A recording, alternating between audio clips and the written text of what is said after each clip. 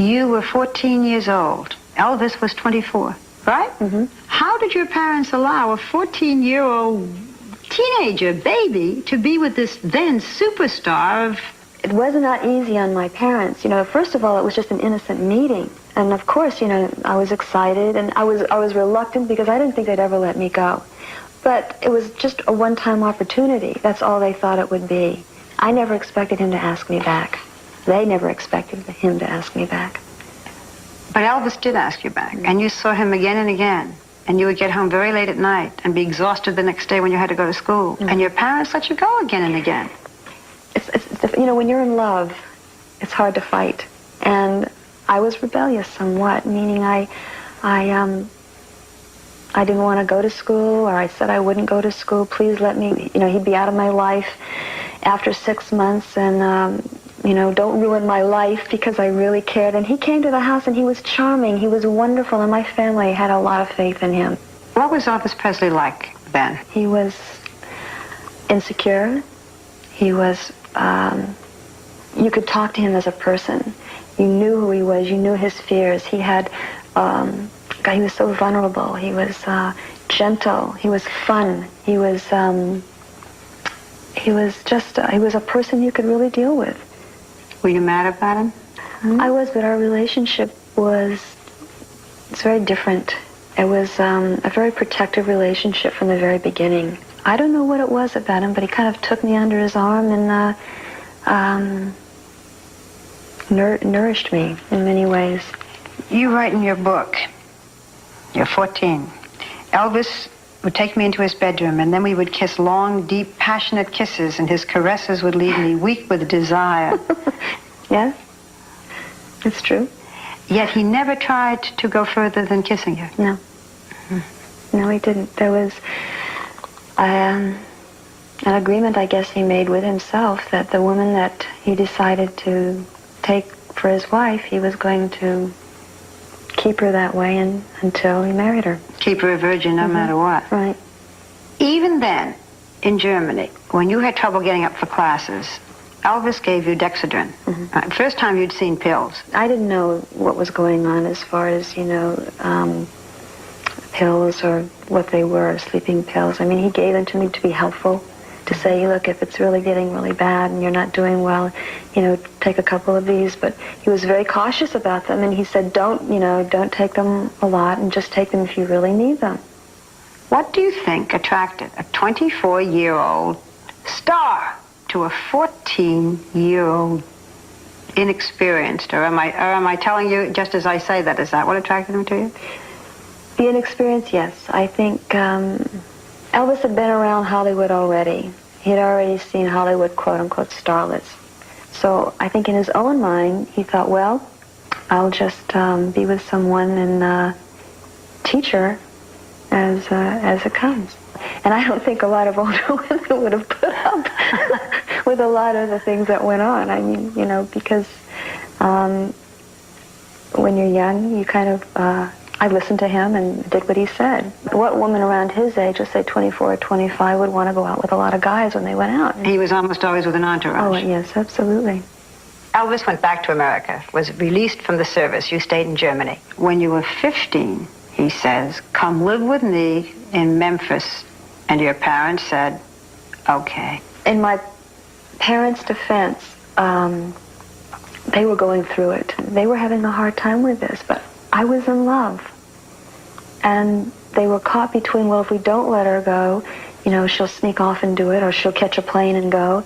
My mother would cry and go, I don't know what to do. You know, and I feel badly because they did go through a lot. Looking back, do you think your parents should have let you go to Memphis? Yes. Why? Why? Because, who knows? I maybe wouldn't have been married and had the child I have. I don't think they made a mistake. Did Elvis mention marriage when you first moved to Memphis? He was reluctant in mentioning marriage. Very little. When Elvis wanted entertainment, he would rent a whole movie theater or rent a playground or fly across the country for a peanut butter sandwich? What was this like for you as a kid? It was a slow involvement. He didn't do it all at once. Mm-hmm. You know, things just started happening. And then it was a part of my life. If you want something, you get a plane to go get it. If you want to do something, you make arrangements and you call across the country and it just happens. I didn't do it myself, but you had people taking care of everything for you. I did nothing. Everything was taken care of. And during the day, you got up and went to high school. Came home in the afternoon. You said sometimes you'd crawl into bed with Elvis at 3 or 4 in the afternoon, and he was just getting up and didn't even know you were gone. Mm-hmm. I worked that out. And then you stayed up most of the night? Mm-hmm. Yeah. And took pills to go to sleep? I had to. Because we got home so early in the morning, he would sleep until 3 or 4 in the afternoon, and then he'd get his sleep. So I'd be lucky if I got another half hour in. And I had to make it work. I had to do it. I mean, with a fear of a young girl fearing that if I didn't do it, maybe someone would take my place. I always had that fear, well, if I don't do this, someone's going to do it, and I wanted to be the one. At one point, you said, in the early stages of your living there, that he gave you 2 pills. Placidil, was it called? Mm-hmm. Yes. And you almost died. And well, he didn't call a doctor. Well, he forgot, I think, the fact that I had never taken pills, and he had given me 2, because he was used to taking 2. It didn't bother him. And he gave them to me, and I was knocked out for about 2 days. Once, Elvis took you to a morgue. Yes, he did. Why? Why that fascination with dead bodies? I don't know what the fascination was. This is not the first time that he had done this. I don't know if it was for the shock value, to see how people would react, or just for his own thrill of it. You wrote, there were times when you and Elvis spent days in the bedroom. Freezing bedroom, he liked it very cold. The windows with blackout drapes so no sunlight entered, day after day. Mm-hmm. It went into weeks, yes. We stayed like that. We had our food delivered by the door. And it was cold. I mean, he did like it cold, and it was dark. And it could get real lonely. And that's how he liked it at times. Like a cocoon. Almost like a womb, I guess. Just enclosed. It was his way of getting away. And then every night to go to sleep, he'd take some pills. He'd have to. I mean, he would, he had a fear of insomnia, first of all. And when he woke up, he had a horrible fear he could never get back to sleep again. And it was real. So every night he took the pills, and he gave them to you, too? Yes. And they became normal? Mm-hmm. So this is this bizarre life of being able to have or buy anything you want. Loneliness. Days of being alone with him in darkened rooms. Pills. And you loved him. Mm-hmm. Was he good to you? Very. Was he also bad to you? When you say bad to me, I don't think it wasn't bad to me in a way that, intentional bad. Elvis went through an awful lot, and I think the communication that we had was very difficult and different. Elvis's way of dealing with problems were not confronting the problems, and if there was a problem, he would buy, or to make it all right and go right for you, make it better, he'd buy you a gift. He would leave you. He would go off to make pictures. He would go off to Las Vegas. And you heard about other women. Mm-hmm. How'd you feel? What'd you do about it? I felt horrible. It was almost a part of, it was the fear that I had too. I didn't want him to leave my sight. I wanted to be with him, because if I left him again, that fear always came in. I'm going to lose him. You wrote in your book that one of your greatest worries was about his co-star, Anne Margaret. Yes, that's true. I knew there was an affair. And if you confronted him? If I confronted him, he'd deny it. Or get mad? Well, that's usually what happens when you're caught. So you live with that? Yes. You wrote, Elvis controlled your looks, your clothes, your hair, your makeup. He controlled you totally. Is that accurate? Mm-hmm. I was definitely under a spell of what I thought was love. And I had to take responsibility for that, too. But you were 16, 17 years old. But what did I know? I knew nothing else. I had nothing else. I had no experience, not even in life, but with other people. And even though he wanted you virginal and pure, he dressed you sequins, shiny material, low cut, slit up the side. Why? I think maybe it was his way of showing sophistication. Maybe making me appear older. Do you feel the same way today now that you're older and you look back?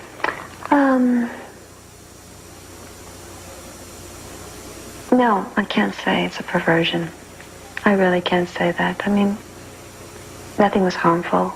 Nothing was done in bad intent. Nothing was done, that I don't think is unusual. And then you'd have these wonderful, passionate, frustrating weeks, and then he'd go away. Mm-hmm. And then he'd go away. Finally, after 6 years, he asked you to marry him. How come? What happened? I think the pressure was on somewhat, too. We've been together for 6 years. The relationship was going well. The suggestion, I think, came from Colonel Parker. Either, maybe you should either get married or go on. If you're not going to get married, then what are you doing? What did you think of Colonel Parker, who really ran all of his professional life? I didn't know Colonel Parker that well. Actually, he stayed out of our personal life. I saw him occasionally. Do you think he was good? Do you think Colonel Parker was good for Elvis's business? Well, I think the two of them made the ultimate in a business relationship.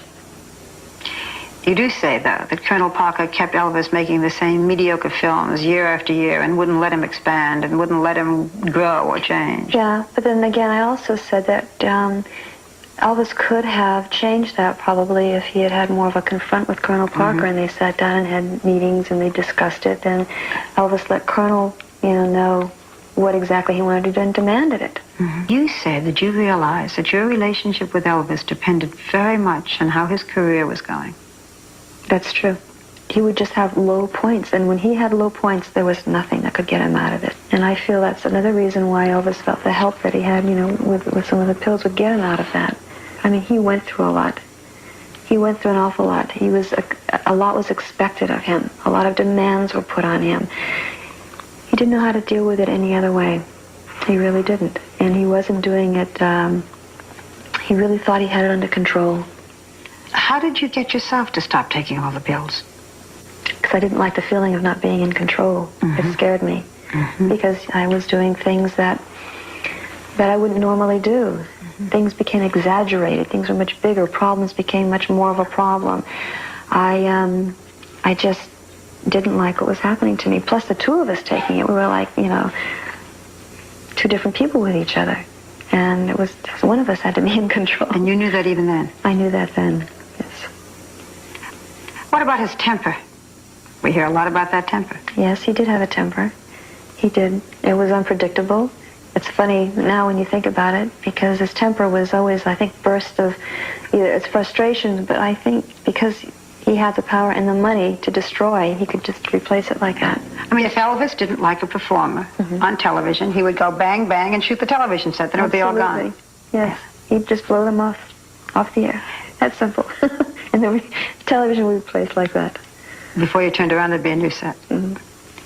But he carried guns all the time. Yes, he did. He had a love of guns, and he had a collection of guns, and I guess it's another way of feeling that power. Sometimes when he was irrational, he did hurt you. He once gave you a black eye. He once threw a chair at you. You didn't like something he sang. No. And he threw a chair at you. And it had records on it, and the records went all over the place. Priscilla, will you tell me what was so wonderful about him? The real him, the real Elvis, was generous, wonderful, sensitive, considerate. Finally comes that happy day when you get married in 1967. And then 9 months later, your baby was born. Yes. You think the baby was conceived in your wedding? I would say so. And here you have this beautiful baby. And now you find, as you write, now you find that your husband doesn't want to go to bed with you. Yes. The little girl that I was to him. And I didn't know it then, but that's how I found and realized in later years. But he was a father to me. He was my mentor. To to show any kind of vulnerability or insecurity to me was not macho, was not something that he felt I should see. So our communication was horrible. It was terrible. I mean, today, I would probably be able to communicate with him much more. I would, know how to deal with it. I didn't know how to deal with it then. Yeah. Priscilla, in your book, there is a quotation from your own diary in which you wrote, I quote, "I wore a black negligee, laid as close to Elvis as I could. I kissed his hand, then each finger, then his neck, then his face. But I waited too long. His sleeping pills had taken effect. Another lonely night." That's how it ends. How could you stand that?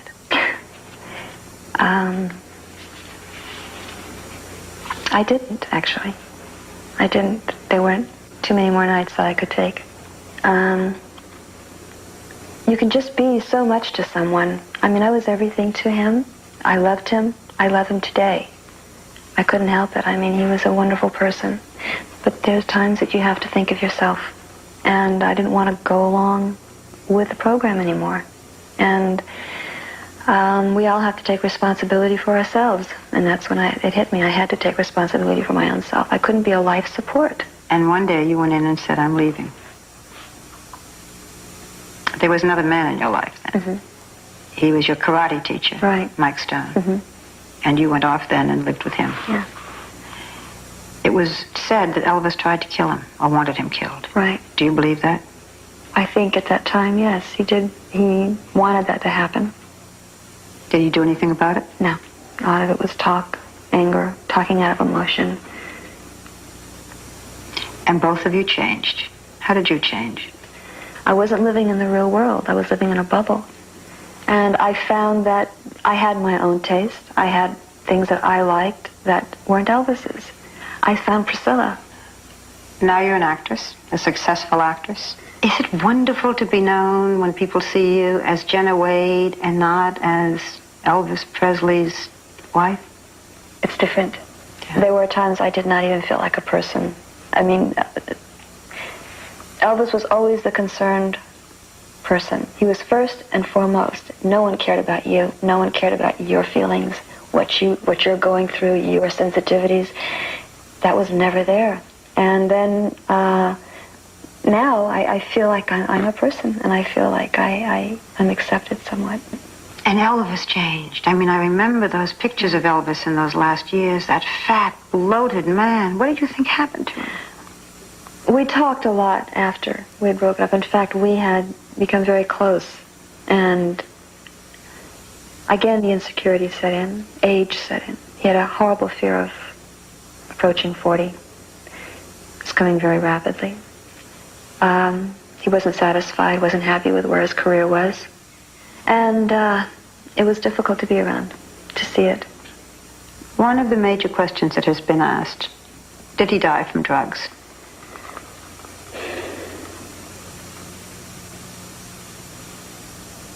It probably took its toll. I think that matched with his weight, stress. The last few years, he didn't take care of himself.